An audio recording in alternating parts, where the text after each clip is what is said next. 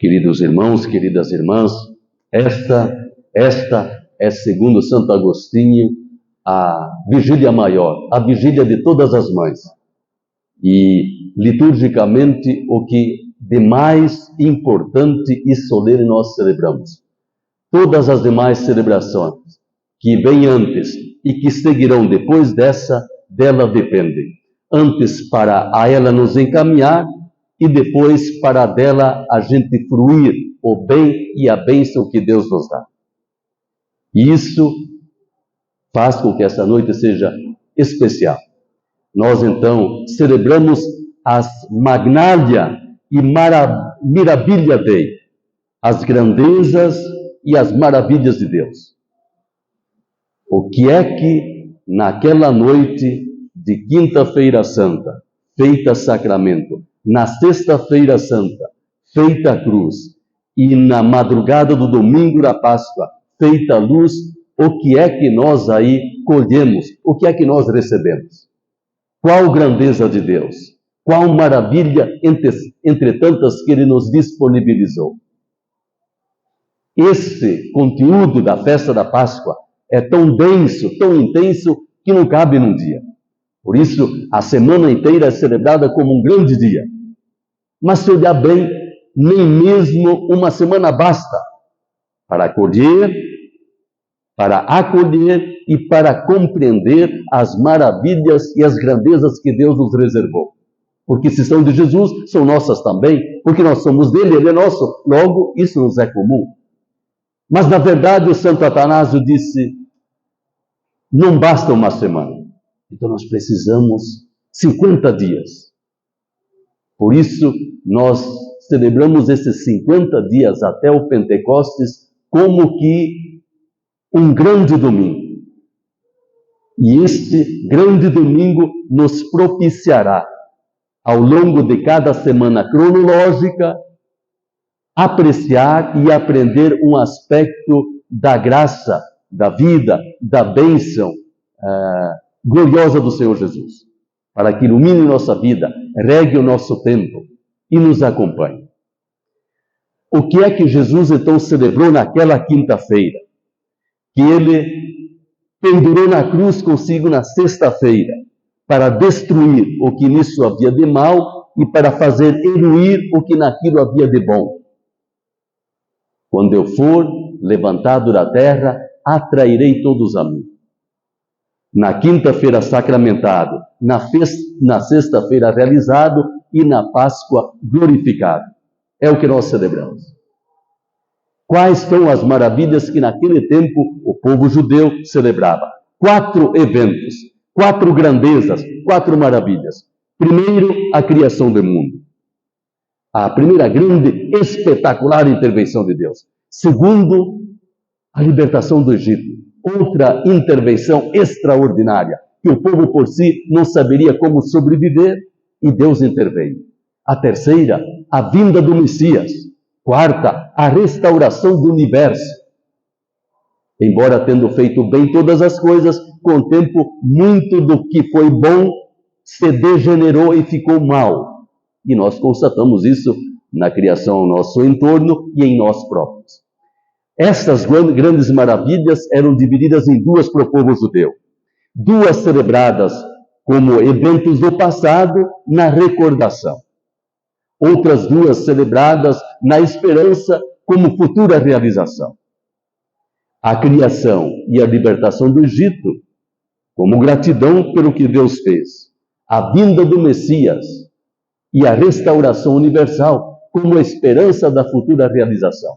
Só que em Jesus, esses 4 eventos se concentram. Ele veio, segundo o Evangelho de João, trazer a nova aliança e a nova criação. Ele veio libertar não só um povo, mas todos os povos, incluindo nós, aqui brasileiros, todas as cidades, incluindo Formiga. E nele abre-se a porta para que todos partilhemos da plena restauração universal. O livro do Apocalipse, que é também fruto da fé e da reflexão da comunidade de João, diz que haverá um novo céu e uma nova terra. E nós disso participaremos. Vamos passar brevemente esses 4 eventos, essas 4 magnália, grandezas, mirabilia, maravilhas de Deus. A criação.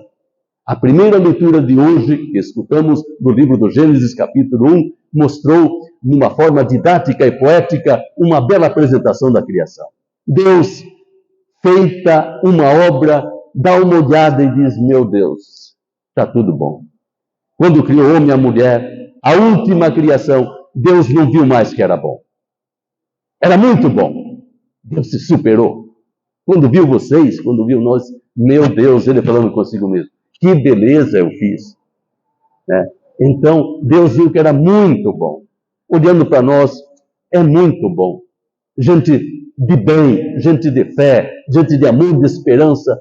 Até Deus se delicia. Como vocês, mães e pais, quando tem uma criança nova, que belezinha, nossa, que maravilha eu fiz. Assim Deus, Pai maternal, também se deliciou com a obra que fez. E o Salmo responsorial, logo a seguir, disse que o Espírito renove a face da terra. Essa beleza original, que depois foi se perdendo e foi manchada, ela deve ser recuperada. Então, que o Espírito venha. O povo judeu entendia que a vida é o sopro de Deus. Enquanto Deus sopra, e o Salmo 103 que nós cantamos é retrato disso, enquanto Deus sopra, a vida se mantém. Se Deus parasse de soprar e respirar, a terra e a vida cairia no nada. O cristianismo herdou essa convicção e ampliou e especificou. Então a criação é obra da Trindade. O Pai diz a palavra, o Filho é a palavra divina que se faz pessoa humana e na qual tudo foi criado. E o Espírito é o sopro que mantém a palavra viva, atual e atuante. Nós somos fruto da fantasia, da criatividade da Trindade. O Pai diz a palavra que é você, original, única, sem igual. Nunca terá outra. Só você assim. O Pai diz essa palavra no amor, o Filho é esta palavra e o Espírito mantém essa palavra atual e atuante. E depois na história na terra, na glória do céu. Por isso, a comunidade joanina pôde também dizer no começo do Evangelho, no princípio era a palavra estava em Deus. E a palavra era Deus. E tudo que foi feito por meio dela. Também nós, cada um. Porém, também nas coisas boas é preciso a gente sempre se revisar para não se equivocar. O grande Abraão, convidado a refazer o projeto original, a certa altura, quando viu que os demais povos cananeus ofereciam os próprios filhos em sacrifício a Deus, ele disse: eu não posso ficar para trás. Se eles oferecem seus filhos, eu também ofereço o meu filho. E aquilo ele foi pensando, como se Deus o tivesse inspirando. Disse: mas é meu filho único. Já foi tão difícil. Eu e a dona Sara tivemos tanta dificuldade em ter esse menino, agora eu vou sacrificar. Mas Deus merece. E Deus deixou Abraão ir. Vamos ver até onde ele vai. Mas quando ele estava para sacrificar o filho, disse: Abraão, não. Deus não precisa da morte. A morte que faz parte da vida e nos haverá de colher, essa é normal. E precisa haver para partirmos para mais vida. Como é mais vida o ventre da terra do que o ventre da mãe, tanto infinitamente é mais vida o ventre da eternidade do que o ventre da terrenidade. Então Deus disse para Abraão: não. Aqui tem um animal para o sacrifício, e hoje o povo judeu e nós também fomos aprendendo, nem mesmo Deus precisa dos animais. No profeta Isaías, a certa altura, ele diz: isso tudo é meu, vocês não precisam me sacrificar. Eu dei para vocês, cuidem. E se precisar, usufruam. Então, também as coisas sagradas às vezes podem ser perigosas. O fogo sagrado também pode queimar e ser profanado. Por isso a gente sempre volta, todos os anos, repete esse itinerário. E o bem pode também ser tão equivocado que lá pelas tantas, por algum motivo, esse povo escolhido torna-se escravo. E aí vem a segunda maravilha de Deus. Se na primeira maravilha de Deus cabe-nos hoje cuidar da terra, cuidar dos bens, são bens, não são males, usufruir o que deles precisamos, mas não esbanjar e matar, cuidar da criação. sobretudo da pessoa humana. Nada mais sagrado que a pessoa humana. Por isso Deus não aceitou o sacrifício de Abraão. Mas esse povo depois foi escravizado no Egito. E outra vez Deus intervém com sua grande maravilha, né? Liberta o seu povo. E por isso nós cantamos que Deus opera grandes maravilhas, grandes bênçãos para aquele povo e também nós. E por isso, a partir da palavra de Deus, desde o Antigo Testamento, mais ainda no Novo Testamento com Jesus, quando há alguma escravidão, alguma opressão, a fé genuína e verdadeira, por mais que ao longo da história nós tenhamos usado e abusado pela fé, oprimindo, matando e excluindo. Embora feito em nome de Deus, não era de Deus, e Deus não aprovou, e não, continua não aprovando os males que se fez em nome dele, também na igreja. Não para a gente dizer, nossa igreja não presta, não! Ela presta muito, mas se equivocou, como nós nos equivocamos, mas temos a graça e a bênção de sempre voltar de novo. Então, maravilhas fez o Senhor libertando aquele povo. E isso é um eco ou um ressoar daquela postura de Deus nas nossas pastorais sociais. Por que é que a igreja tem que se ocupar com coisas da sociedade? Porque a sociedade é composta de filhas e filhos de Deus que não podem ser escravizadas, oprimidas e desprezadas. Então, as nossas pastorais sociais atendem a esta necessidade, a esta demanda, a esse apelo de Deus por meio da realidade. Porque se Deus fala na Bíblia, também fala na realidade, que é a primeira palavra dele.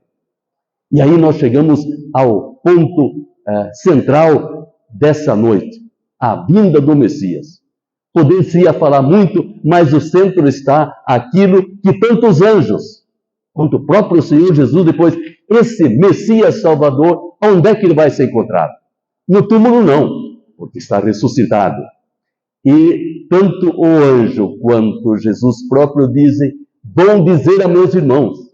Agora não somos mais quaisquer cidadãos ou cidadãos, somos irmãos e irmãos de Jesus. Na cruz ele nos garantiu isso. E na ressurreição da luz, Deus ele iluminou para isso. O mal eliminou e o bem iluminou. E diz o anjo, e depois o próprio Jesus, vão dizer a meus irmãos que me esperem na Galileia. O próprio Jesus, vão dizer a meus irmãos que me aguardem na Galileia. Lá eu estarei. A Galileia é um lugar geográfico, uma das 3 partes do país de Israel, mas muito mais é um símbolo. A Galileia é o dia a dia, na monotonia, onde parece que nada acontece, mas é lá que se decide. Lá na sua casa, na cozinha, no trabalho, na roça, na fábrica, na escola, na igreja, na praça, na estrada, na onde há pessoas, lá Jesus se deixa encontrar. Essa é a Galileia. Pode me esperar lá, estou lá. Então, assim sempre será. Na Galileia, no dia a dia, na monotonia. Por isso nós fazemos grandes celebrações como hoje. Isso é célebre. As célebres ocasiões e eventos, as célebres solenidades são para regar o dia a dia, que às vezes parece tão sem graça, mas lá a graça escondidamente, discretamente gera as grandes coisas. E é lá que Jesus está esperando. É lá que ele está aguardando. Nós não vamos ficar aqui na igreja, por mais interessante e bonito que seja. É lá na Galileia do dia a dia.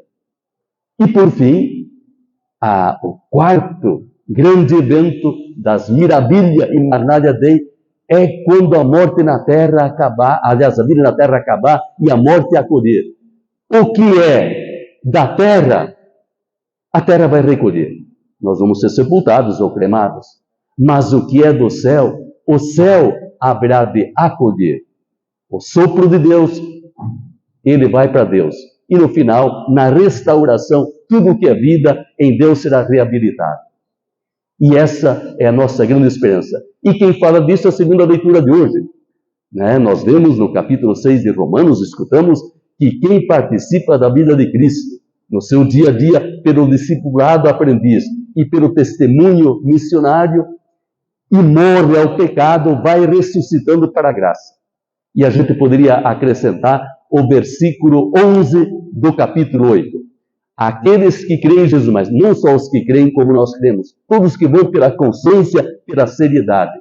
O mesmo Espírito Santo que ressuscitou Jesus dos mortos, também há de nos ressuscitar e fazer partilhar da vida glorificada de Jesus. Então, essa é a derradeira e a mais verdadeira maravilha que vai sendo antecipada na ressurreição de Jesus, como uma amostra do que todos participaremos. Do que todos participaremos. E eu concluo com uma homilia feita no quarto século, também muito interessante, e que vai bem para este dia. O autor é anônimo, mas a mensagem cabe para quem a acolher e nós estamos dispostos a acolhê-la. Então, com aquele autor eu pergunto, o que é que aconteceu hoje? Um grande silêncio reinou sobre a terra. Um grande silêncio e uma grande solidão. Um grande silêncio porque o rei está dormindo. A terra estremeceu e ficou silenciosa porque o Deus feito homem adormeceu e acordou os que dormiam há séculos. Deus morreu na carne e despertou a mansão dos mortos.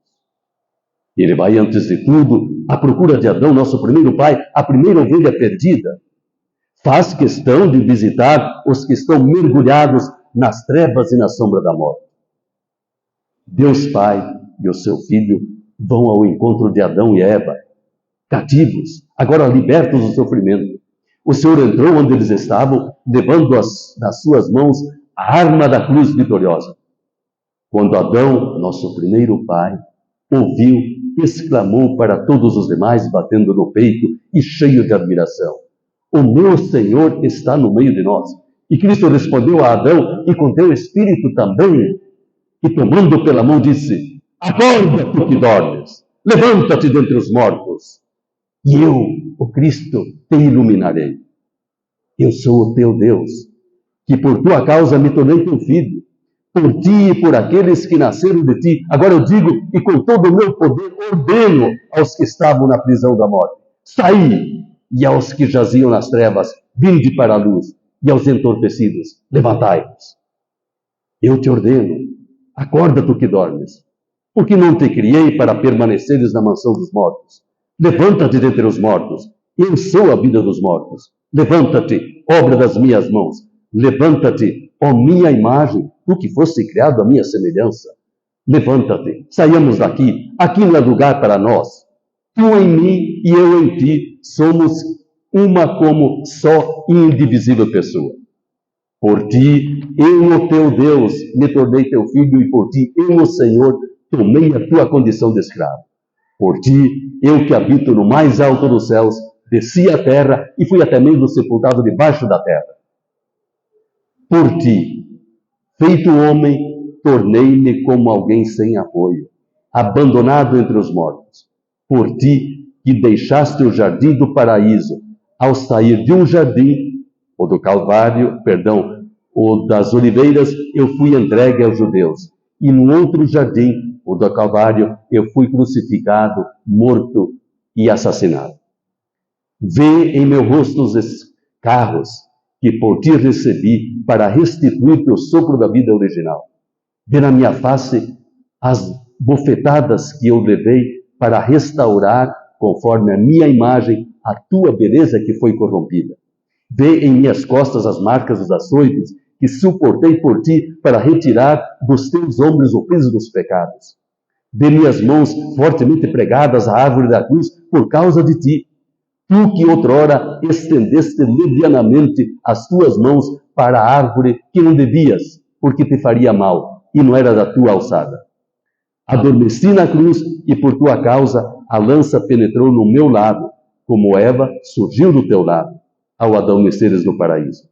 Meu lado, coroador do teu lado, meu sono vai arrancar-te do sono da morte, e a minha lança se deteve, ou deteve a tua lança, que haveria de transpassar-te.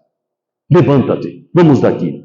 O inimigo te expulsou da terra do paraíso, eu, porém, já não te coloco no paraíso, mas no trono celeste. O inimigo afastou de ti a árvore símbolo da vida. Eu, porém, que sou a vida, estou agora junto de ti. Constitui anjos que, como servos, te guardassem. Ordeno agora que eles te adorem como Deus, embora Deus não sejas, mas comigo, filho ou filha de Deus tu és. Está preparado o trono dos querubins, prontos e apostos os mensageiros, construído o leito nupcial, preparado o banquete. As mansões dos tabernáculos eternos estão adornados, abertos os tesouros de todos os bens, e o reino dos céus preparados para ti, desde toda a eternidade. Vem, saiamos daqui. Eu, minha mãe, meus discípulos da primeira hora, tu e todos os teus, filhos e filhas de todos os tempos. Saiamos, vivamos, e essa fé proclamemos.